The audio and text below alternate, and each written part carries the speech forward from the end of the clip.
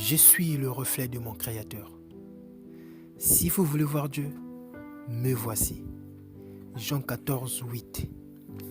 Philippe lui dit, Seigneur, montre-nous le Père, et cela nous suffit. Jésus lui dit, il y a longtemps que je suis avec vous, et tu ne m'as pas connu, Philippe. Celui qui m'a vu a vu le Père. Comment dis-tu, montre-nous le Père? Eh oui, je suis Dieu, parce que j'ai été fait à son image. Genèse 1, 26. Faisons l'homme à notre image, dit Dieu, selon notre ressemblance, et qu'il domine sur les poissons de la mer, sur les oiseaux du ciel, sur le bétail, sur toute la terre, et sur les reptiles qui rampent sur la terre. Ma condition actuelle est le fruit de la non-reconnaissance de mon identité. Je ne savais pas qui j'étais. C'est pour cela que le diable jouait avec moi. Et maintenant que j'ai reconnu mon identité, je suis tout puissant. L'enfant d'un lion est un lion. L'enfant d'un tigre est un tigre. L'enfant d'un éléphant est un éléphant. Et moi, je suis le fils du Tout-Puissant. Je suis alors tout-puissant. Et maintenant, le diable n'a plus de pouvoir sur moi. Je vais vous conter une histoire. Dans une maison vivait un homme et sa famille, et une ménagère. L'homme était très riche. Lui et sa femme travaillaient. Par conséquent, leur fils restait à la maison avec la ménagère.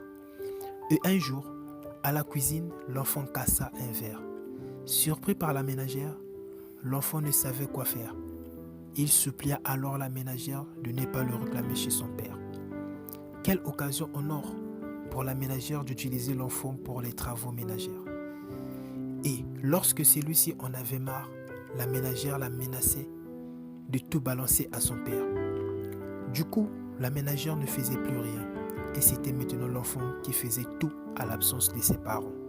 Trop c'est trop, dit l'enfant. Je vais tout dire à papa. S'il va me tuer, qu'il le fasse alors. Et le soir, lorsque son père revenait du travail, l'enfant alla à ses pieds en pleurant et dit « Papa, pardonne-moi. Dernièrement, j'avais cassé un verre. » Étonné, son père essuya ses larmes et lui dit « Fiston, pourquoi me demandes-tu pardon en pleurant? Ne sais-tu pas que tout ce qui est à moi est aussi à toi ?» L'enfant pris de joie embrassa son père. Et le lendemain, lorsque la ménagère arriva, ne sachant rien du tout de ce qui s'était passé, il appela le garçon comme d'habitude pour tout faire à sa place. À sa grande surprise, l'enfant refusa. Elle menaça l'enfant de tout balancer.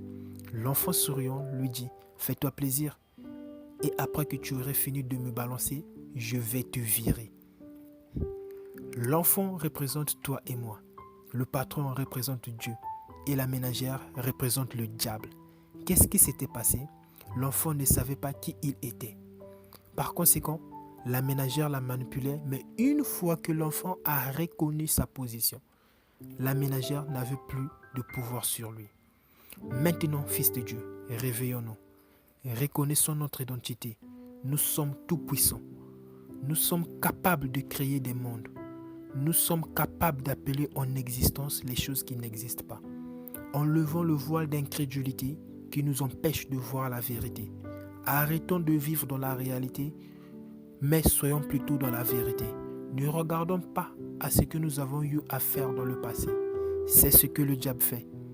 Il nous fait douter de qui nous sommes en nous faisant revivre notre passé. Maintenant, disons non au diable. Je suis Dieu, tu es Dieu, nous sommes des dieux, nous sommes tout puissants.